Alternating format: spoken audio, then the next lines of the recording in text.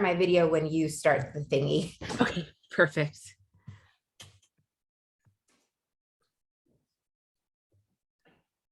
Just,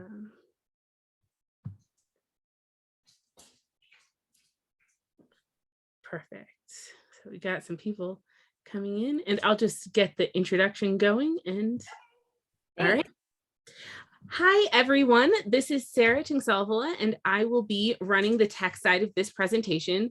You probably already know how it works, but just as a reminder, just tell me any technical problems you're having. There will be a Q&A afterward, and you can type your questions in the chat or raise your hand. Please be family friendly, civil, and respectful, and don't use the Q&A button. So without further ado, I will hand it over to Nia Hamm of the Dreams of Black Wallstreet podcast. Thanks, Sarah. So yeah, my maiden name is Hamm. My thanks, Michael Motley. My married name is Clark, so I go by Nia Clark now. Just in case my husband's listening. But anyway, I really appreciate everybody who has joined today for joining today. If you are a friend of the podcast, then you know about it. If not, that's okay. I'll give a brief introduction of it. And what I'm going to do is I'm going to just play this slide that I created for this specific event. There's some videos in it, and they just are kind of visual aids that I think are more interactive than simply just me going on and giving you a lecture, which is not much fun, right? So anyway, welcome to everybody. This session is about the 1, 2, 3 seasons of Dreams of Black Wallstreet. The actual podcast, as you know, some of you may know, it started off really just chronicling Tulsa, the historic Black district of Greenwood. And then it became a podcast about early Black communities in the United States that were similar to what was and is known as Black Wallstreet. So let me go ahead and share my screen right now. Let's see. Right. So if you can bear with me for a second.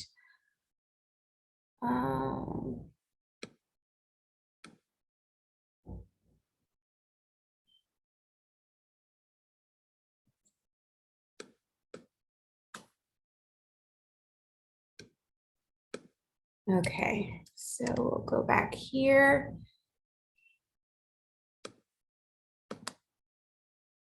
I still haven't figured out how to make Zoom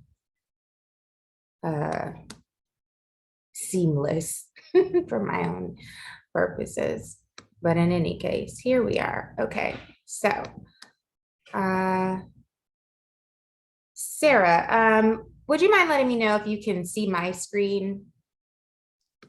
I can see your screen, and that's perfect. Great. All right, so Dreams of Black Wallstreet, an in-depth look into enterprising African-American communities formed in the years following the Civil War, as well as Reconstruction, and the struggle of African-Americans in these communities, to achieve full citizenship.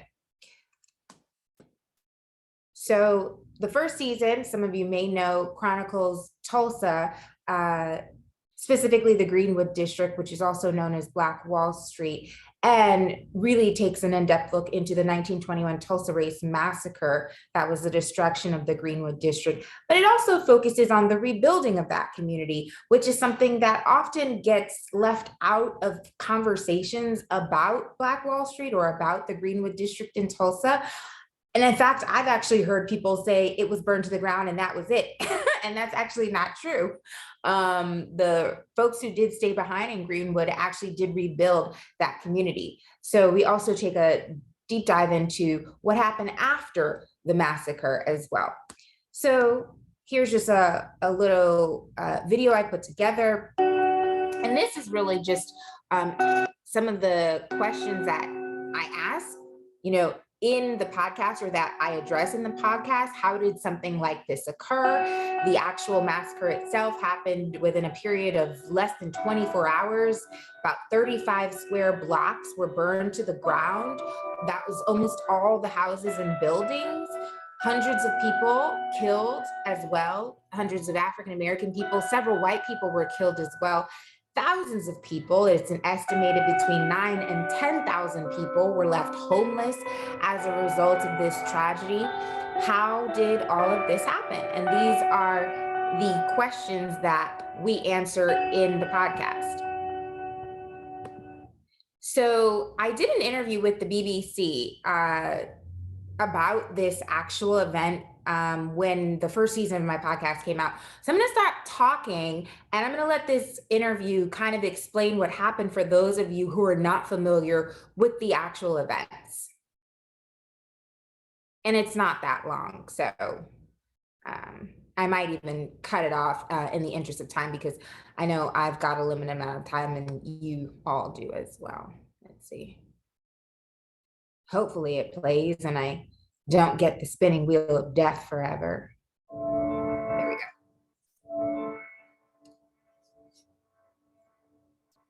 Tulsa was a good example of just what happens when hate festers for so long.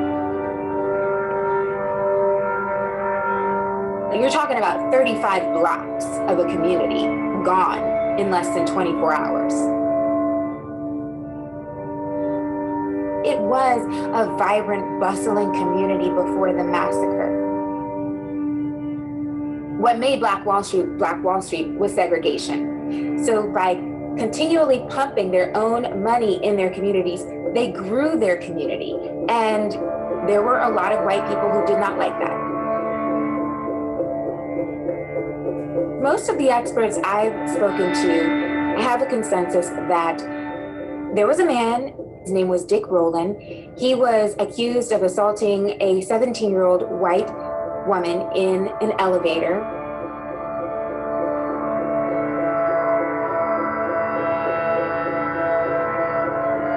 For whatever reason, at some point, the elevator jerked and he leaned or fell forward into this girl, who then screamed.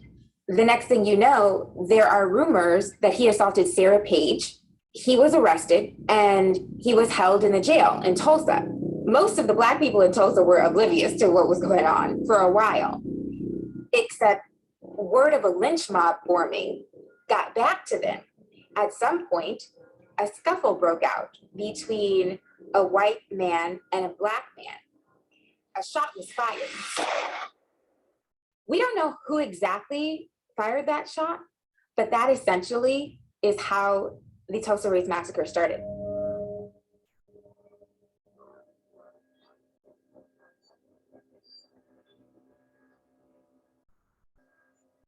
There were thousands of white people who wanted to either lynch somebody or wanted to cause harm and destruction to Black people. There were theaters, there were hospitals, there were schools, there were convenience stores. So this was a community like any other, but it was also exceptional for the amount of money that was flowing in and out of it for that time, especially because it was a predominantly Black community.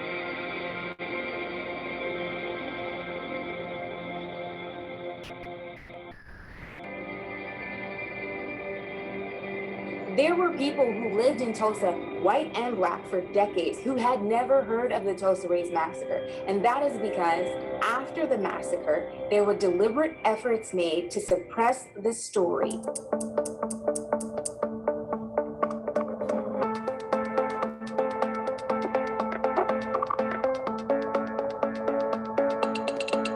So yeah, I'm just gonna cut that short just in the interest of time, but you get the idea. So here's another video. This is an interview I did with a professor. Her name is Alicia Adewale. She works and these were specifically turpentine bombs that were dropped on this at the University of Oklahoma.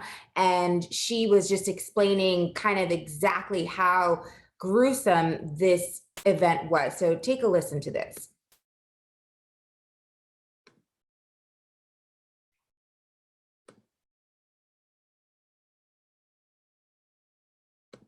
and these were specifically turpentine bombs that were dropped on this community.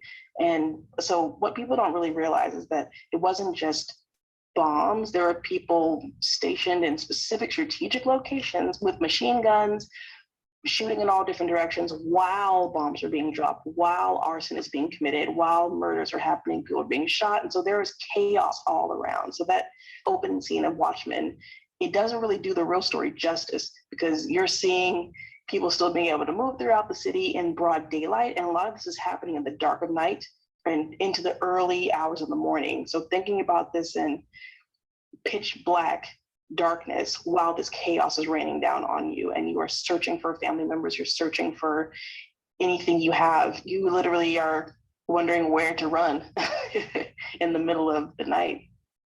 Right.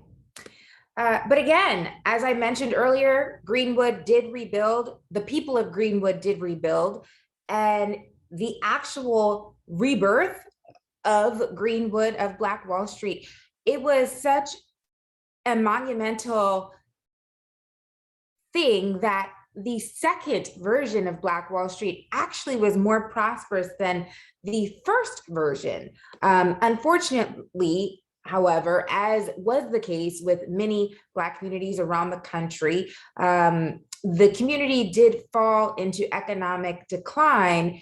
This largely, though, initially was the result of segregation ending, which was a good thing, except now that Black people have the option of traveling outside of their community to shop and do business, they didn't have to do it solely in Greenwood. And so many dollars began flowing out of the community. The nail in the coffin, however, was urban renewal, which was a set of state-sanctioned policies that were billed as a way to sort of rebuild communities that were suffering from poverty and blight. But in actuality, they targeted minority communities and really tore down a lot of communities, and in many cases, never rebuilt them. And in a lot of cases, built highways straight through them, which is the case with Black Wall Street. So a highway was built straight through it. As well. So season 2 focuses on the community of Rosewood, Florida, which is the site of the 1923 Rosewood Massacre. But we also use Rosewood as a lens into other places and events in Florida during this time period that depict the Black experience there.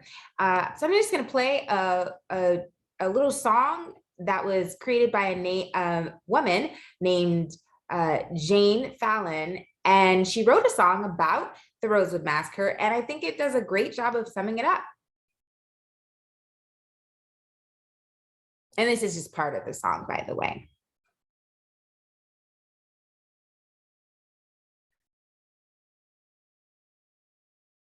Place before the fire, before the noise, before I heard the sheriff call. Let's go get him, boys, before the death, before the screams.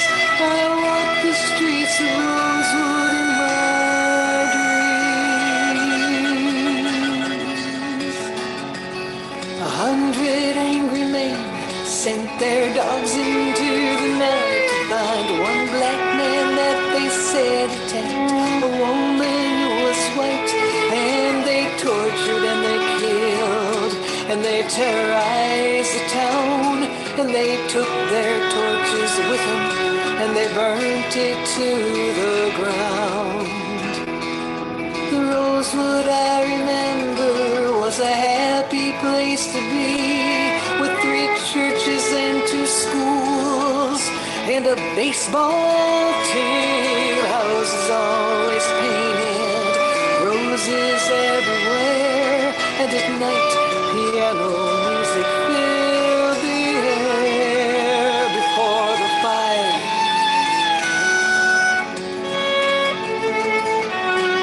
The South, it was a hotbed of violence those years.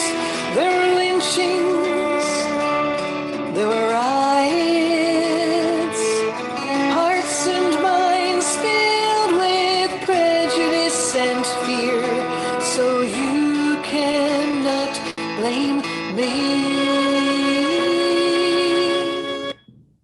Okay, so I interviewed Jane, or I rather got Jane's permission to use that song for the podcast for the Rosewood second season of Dreams of Black Wall Street.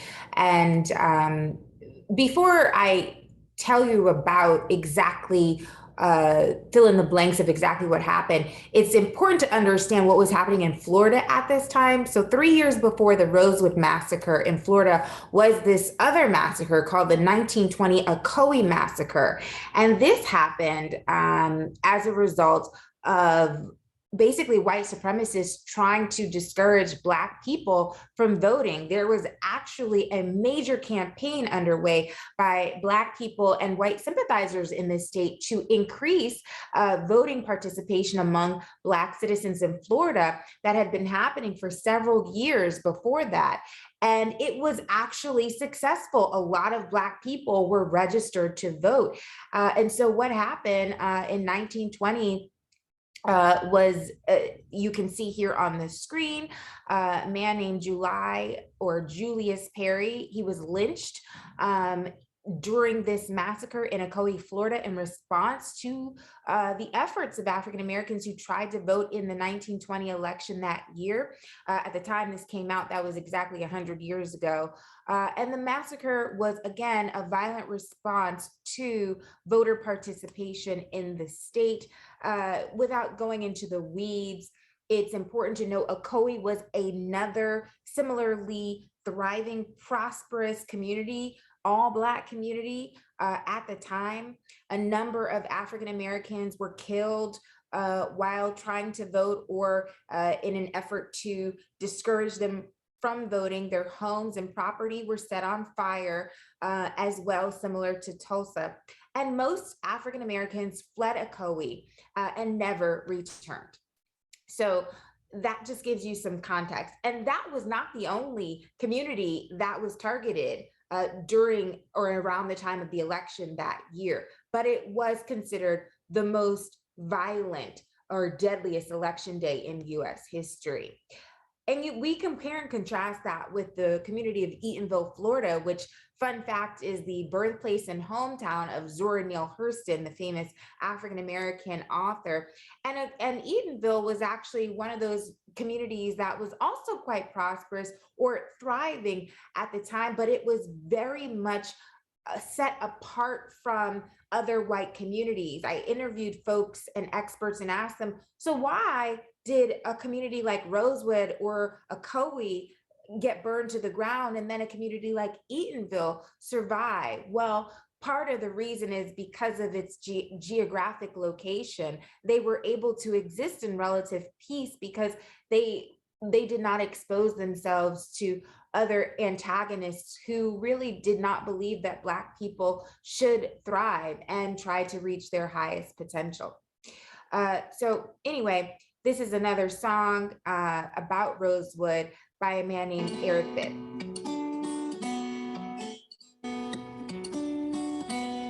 And I just wanted to give you a quick time update. You've got 15 minutes left.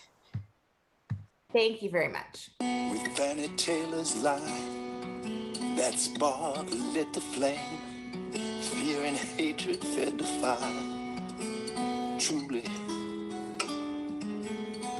it started centuries ago. In the interest of time, I'm just gonna also try to skim through these last slides to give you an overview of season 3. We look at the Wilmington Insurrection and coup d'etat of 1898, as well as Durham's Black Wall Street. A lot of people don't know Durham had a place that was called Black Wall Street, as well as it was actually considered the capital of the Black middle class at the time. And this also existed during the height of Black Wall Street in Tulsa, Oklahoma. But what happened was about 20 or 30 years before the height of Durham's Black Wall Street, there was a terrible insurrection in the multiracial community of Wilmington, North Carolina. in response to the multiracial government that governed Wilmington, North Carolina, which was very unique, not only to North Carolina, but to most of the country at the time. And so here's just a little video. I'll talk through it while I speak and try to help you understand very quickly. So Wilmington was a mixed race community back then, but it also had a thriving Black middle class. And it was not only majority Black, but it was also North Carolina's largest, most populous city at this time. And as I mentioned, they had a biracial government. Unfortunately, white supremacy was spreading, and in an effort to sort of take over the city and throw out not only all of the Black elected officials there, but all of the white Republicans who supported them and worked with them, white supremacists and members of the Ku Klux Klan basically overthrew the government and also burned the Black part of Wilmington, which at the time and to this day is still known as Brooklyn, to the ground. And then after that, skip that video for now. After that, maybe 20 years or so after that, you have the community of Durham, North Carolina, which is also a multiracial community, but there was a Black part of Durham called Hayti, which was quite prosperous at the time.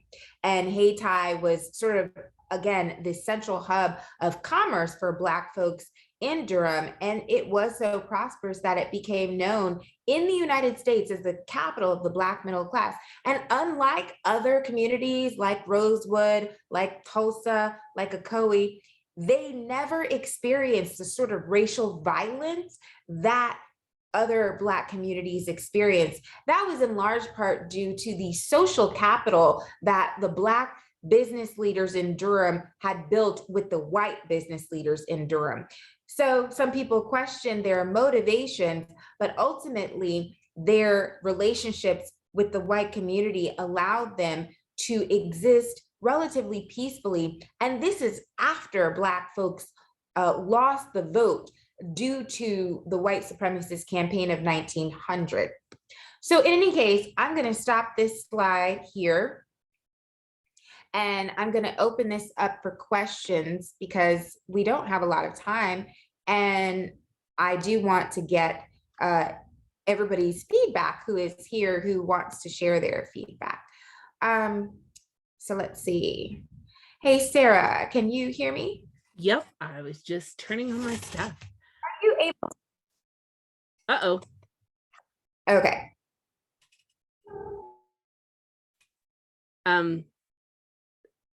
Are you there?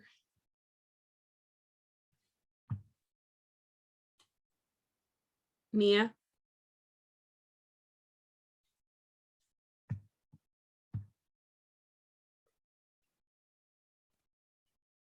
Hear me? I got a glimpse. I can see you now. Okay. I think I got kicked out for a second. So that was weird. Yeah, but I'm back. Perfect. So thanks for being here and helping me through this. Is there anybody in our audience who has any questions? I see one person. Yes. How long did it take the Brooklyn district of Wilmington to rebuild? So that's a good question. The Brooklyn district of Wilmington actually never quite rebuilt to the level of prominence that it once enjoyed prior to the Wilmington Insurrection and coup d'etat. In fact, today, the area still suffers from a lot of poverty, a lot of disinvestment. A lot of Black folks actually left after the Wilmington Insurrection and coup d'etat because of all of the violence. I mentioned that it was a majority Black city, Wilmington, and in the years that followed, the Black population dwindled. And now to this day, I think it's maybe 18% Black. So while they did rebuild some structures, they never rebuilt to the level that perhaps like a Tulsa was able to rebuild. So was the Tulsa, it was the Tulsa area able to actually rebuild like the community was able to rebuild? Yeah, so as I mentioned earlier, what's often omitted from conversations about Tulsa's Black Wall Street is the fact that they did rebuild after the entire community was burned to the ground, and they rebuilt so much so that they achieved a level of financial success. That's okay, yeah, financial success that was even more prosperous prior to the Tulsa Race Massacre of 1921. That's right. That was just a lot of information. It was really. I know. I try to squeeze it in, but it's definitely a lot of stuff. And I think what's also interesting to recognize, and what I try to weave together in all of this, is that this was a pattern. So there were systemic efforts to target thriving, prosperous Black communities that were formed in the years following the Civil War and Reconstruction. If you're not familiar, just for our intents and purposes, Black people actually had a lot of political influence during Reconstruction. There was the Civil Rights Act of 1875. There were constitutional amendments being passed that were allowing Black folks to integrate into American society. And part of that meant being involved in the political process. And that created backlash from white supremacists and folks who just did not see a multiracial America and did not want to accept that. And so the destruction of communities like Tulsa and Ocoee and elsewhere, Knoxville, Tennessee, and as we know, dozens and dozens of other Black communities, and particularly thriving and in some cases prosperous Black communities, the destruction of those communities were a direct result to the backlash to Black prosperity and Black folks trying to realize what we know now as the American dream or full citizenship. Perfect. So let's see. As we're waiting for any other questions, what ended up being the sort of like aftermath of these communities where they, where you mentioned people leaving? Do we know sort of where they ended up going? Or funny thing you mentioned that, because as I was interviewing folks for the third season, which I just wrapped up maybe a month or two ago, which focused on Durham and Wilmington, North Carolina, I interviewed some people who told me that they learned that some people who had fled the Wilmington Insurrection of 1898 fled to Tulsa, Oklahoma, and then 20 years later were burnt out again when Tulsa was burned down to the ground. So that's obviously not most cases, but it goes to show you that, Tulsa is, some people consider Tulsa in the South, some people consider it in the Midwest, but it was farther away, obviously, than North Carolina. And this was happening all over the country. A lot of folks, for example, Alexander Manley, he was a African-American mulatto man who owned a newspaper in Wilmington. He was one of the central figures in the Wilmington Insurrection and coup d'etat. He really spoke out against the violence that Black people were experiencing in the South and the barriers to success for Black people. And his newspaper and family were targeted as a result. His building was burned to the ground. He actually fled north, and he ended up going to the Philadelphia area. I interviewed some of his descendants actually about that as well. So a lot of people, if they were in the South, ended up going north to get away from the violence that they were experiencing in the South. Yeah, I was wondering if it would connect with like the Great Migration at all. Yes, it did. That is part of why a lot of Black people started migrating north, was because of the lynchings and the violence, much of it sanctioned by local governments, state governments, federal governments, and just there was no equal protection under the law. In many cases, there was no protection under the law for Black people. You know, if you wanted to lynch a Black person, you could often do so with impunity. And Eric has another question. It says, perhaps off topic, but how long has Juneteenth been tied to a memorial for Tulsa? I only learned about Tulsa a few years ago. Yeah, let me help you answer that question. So this is actually really good because a lot of people, including Black people, don't know about Juneteenth or didn't know about Juneteenth until recently and didn't know about Tulsa until recently. So it's not just, it doesn't matter like what race you are. This is history that has been systemically suppressed for many years. Juneteenth started in the area of Galveston, Texas.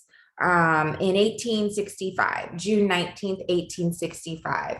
And it's basically when the members of the Union arrived in the Galveston area to let Black people, Black slaves know that they were free and that slavery had been abolished.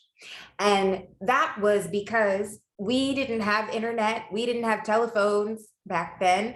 The rate of speed when it came to communication was very slow. So it actually took a long time for a lot of slaves all over, you know, the South to realize that they were free. In fact, some slave masters continued to enslave Black people even after slavery was abolished because they could, because without a connection to the outside world, particularly if it was a brutal plantation, it was easy, right, to deceive people. So anyway, that's how Juneteenth started. And then eventually it spread, right, throughout communities in the South. And there are other versions of what you might call Juneteenth that exist in other communities, but eventually it became, I think, largely a Southern thing. As a Black person from the North, I didn't really celebrate Juneteenth growing up. I, heard about it